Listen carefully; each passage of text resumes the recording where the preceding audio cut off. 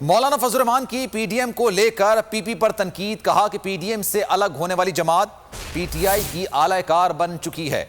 Establishment کا کردار مناسب نہیں، پی ڈی ایم اور سیاسی جماعتوں کو توڑنے میں بھی ان کا کردار رہا ہے، پیپلز پارٹی اگر واپس آنا چاہتی ہے تو ہم نے راستے بند نہیں کیے، سوات کے بعد کراچی میں تاریخی جلسہ کریں گے۔ وہ کیوں اعلی کار بن جاتے ہیں اور جس پی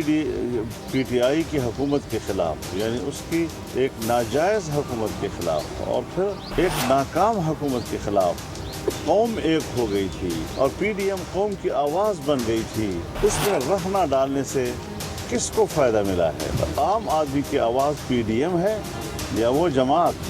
جو پی ڈی ایم سے الگ ہو کر پی ٹی آئی میں بریکٹ ہو گئی ہے؟ ہم عوام میں جا رہے ہیں، عوام کی آواز بننا جا رہا ہے۔ جولائی کو سوات میں بہت بڑا جلسہ ہوگا، ایک تاریخی اجتماع ہوگا انشاءاللہ العزیز۔ پھر 29 جولائی کو کراچی میں تاریخ کا سب سے بڑا جلسہ ہوگا انشاءاللہ العزیز، اور اس کے بعد پھر اسلام آباد میں ایک بڑا جلسہ ہوگا۔ اگر آنا چاہتی ہے